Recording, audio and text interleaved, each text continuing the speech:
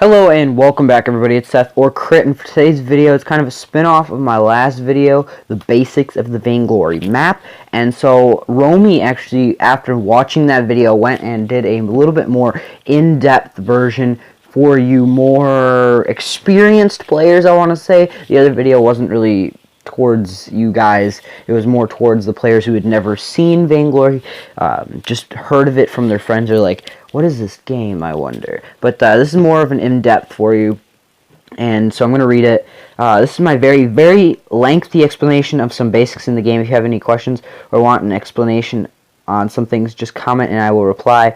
Or if you feel like I missed an important basic need to know, then let me know and I will also make a spot for it. This is kind of a remake of Critical's video. I'm going to explain some basics of the game, how to counter draft in ranked, when to take objectives, how to farm jungle, how to counter build, and when to use certain items and even some ultimates. Draft counter picking in ranked is extremely crucial. If you can counter the enemy's team comp, then you have a better chance at winning. Now you may ask, who's a better counter for certain heroes? Well, it's somewhat complicated to explain. For heroes with high damage output and little health, you need bursty heroes. For other heroes who feed off of long fights like Crawl and Rhyme, you also need bursty heroes. He made a typo, dude. I didn't even notice that the first time I read it. You can get heroes with long ranges like Sky or Petal against Crawl. Then those will work too. Now keep in mind, when going against heroes like Reem and Crawl, take them out second. Sometimes you may even have to take Rhyme out last, but you never want a laner hitting you while trying to take down a tank. So I'm going to try and explain these things as best I can when I'm reading through it. So basically what he's trying to say, if I'm understanding this correctly, sorry if I'm not, is when you're in a battle and you're fighting your opponent, like in a 2v1, 2v3, and any kind of battle, if you're fighting their melee player while getting hit by their long range, or laner is what he's calling it, you're going to die really quick, and you're not going to deal much damage to their melee player. You're going to want to go for that laner quick, and that's probably a good strat for your team too. And maybe your team can take a little bit of the aggro away from the melee. Not really quite sure. Okay. When farming jungle on your first rotation is and I can't stress this enough, very important to buy flares and always power level, except for heroes. So basically what he's saying is the first jungle rotation is the first minion you see when you come out, the first larger single minion. And then, at least this is the rotation I've been doing with my guild mates and stuff. Then the ones right above the minion mine. Then over to the left, that single minion, and then down by the shop, the middle of the map, down by that shop area, there's those two behind that tall rock. If I explain that well enough, you guys will know what rotation I'm talking about. And he's saying get flares, so then you can flare that shop area, the bush on the other side, because if you don't want to fight a battle that you know you're gonna lose. If you know you're gonna lose that battle, just dip out of there. Get the heck out of there.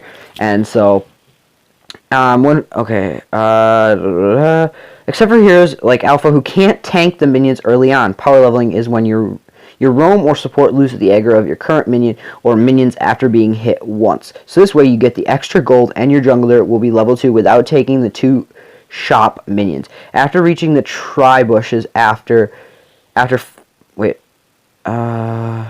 tri-bushes always flare their shop bush and tri-bush to see whether or not you need to engage or run away. So this is what I was just talking about, is whether or not you need to run or engage them.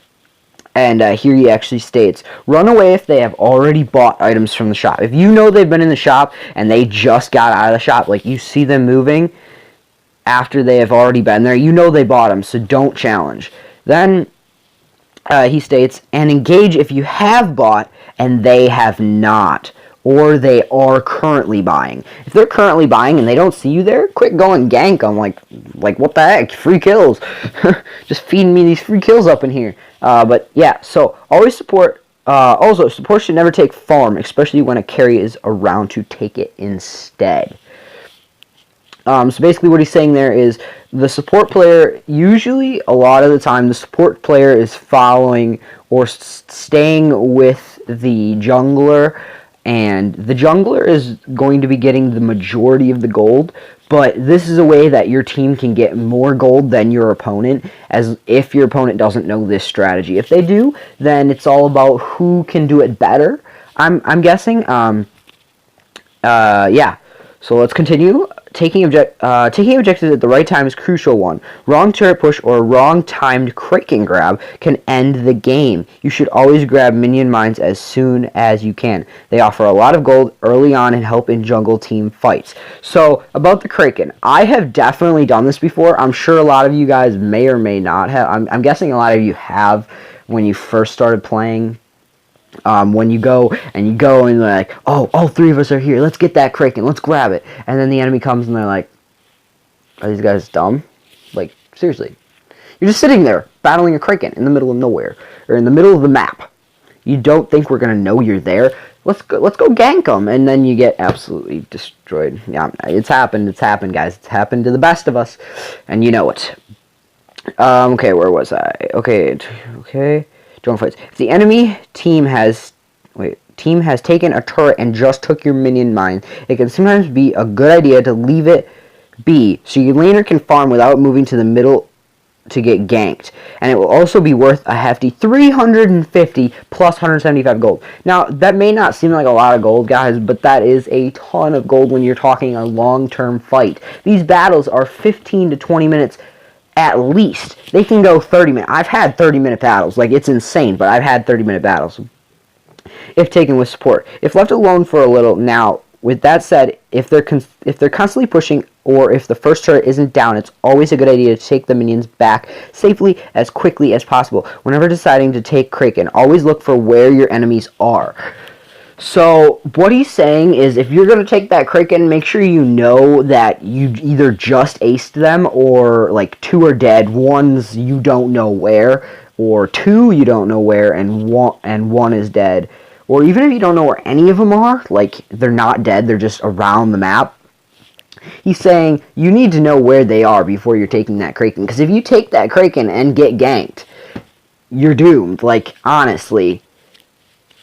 Like, coming back from that is really hard, especially when they're charging into your base with 3 people. You're going to get aced if you attack that Kraken. You're going to get aced if you attack that Kraken without knowing where the enemy is. Because then they're going to get you, and it's going to be a 4v0.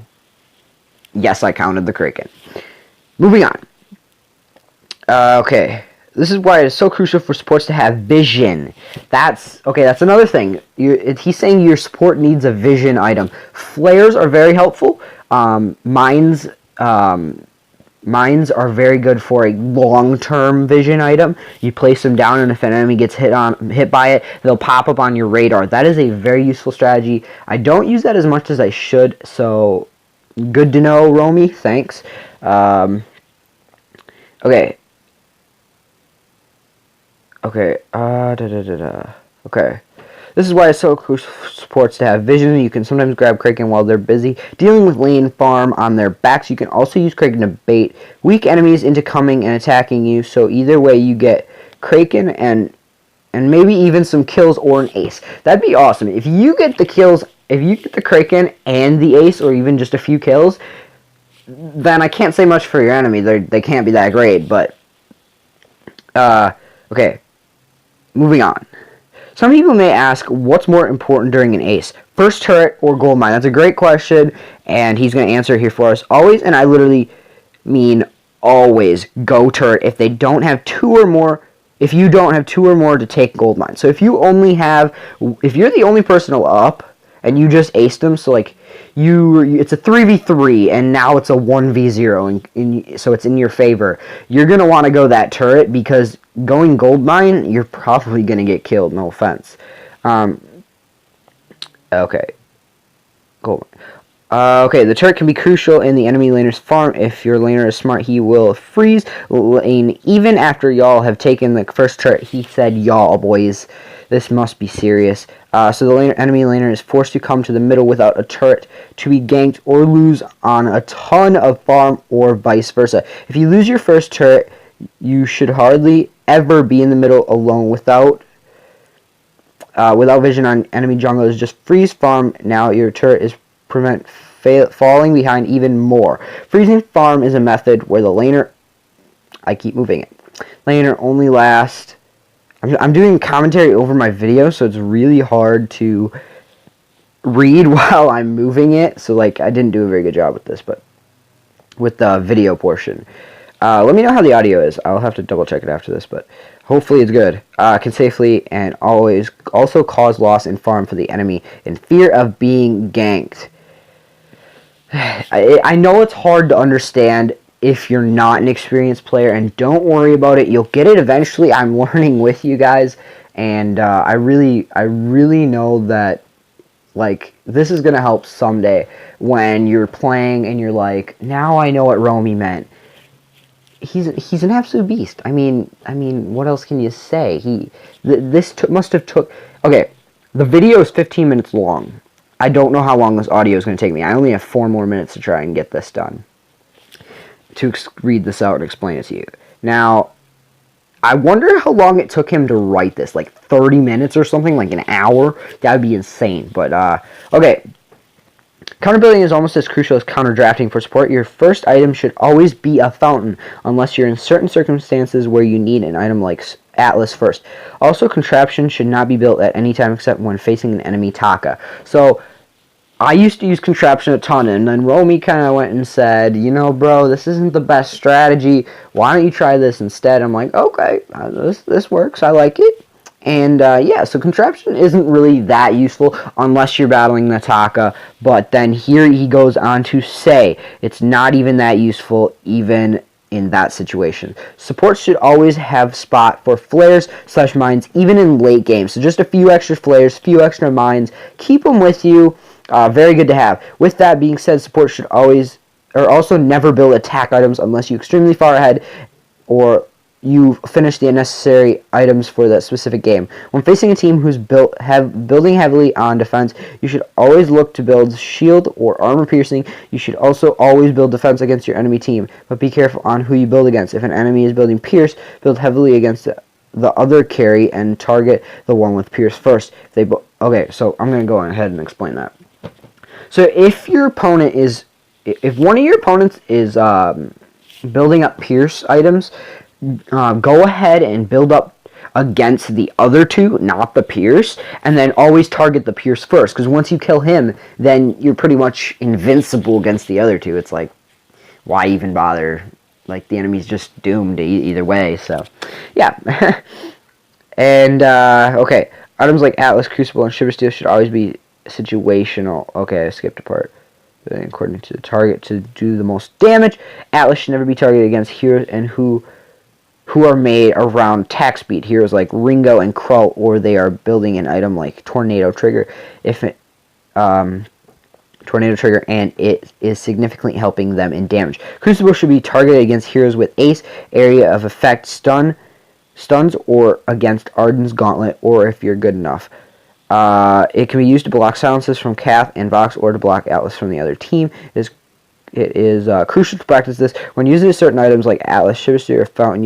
You have to know when it's most worth its use, along with timing it correctly, using a Fountain a second or two before you need it, or using Atlas during the team fight, not before or after, so they are focused on other things instead of blocking or running away from it. This is huge, and I didn't actually get this the first time I read it, but I understand it now. I'm not actually that good at using a fountain at the right time. I'm always like, should I use this now? Thinking to myself, is this a good time? Is this a bad time? I don't really know. And then the other thing is for like Shiver Steel and Atlas, you want to use it early on, not when they're low, not when you're low, earlier on, because then your team isn't going to run away. I assume this is what he's talking about. I'm not fully positive. But using it earlier on, so then your team is like, oh, we just got some boosts. Let's take these guys out. Let's not run away. We're just going to hit them full force and end this game. Just one swift blow. And I really got to end this off, guys. I've only got about, like, 20 seconds left. So that's it. I read it all. I hope this helped you guys in some way. I know the newer players, like me even, aren't going to get this as well. But even me, I'm not that new. I'm just kind of a lot newer than these guys. But, so I'm going to have to end it off here, guys. I hope you guys enjoyed. Make sure you leave a like if you did and subscribe if you're new. Thanks to my boy Romy for posting this, and I'll catch you guys later.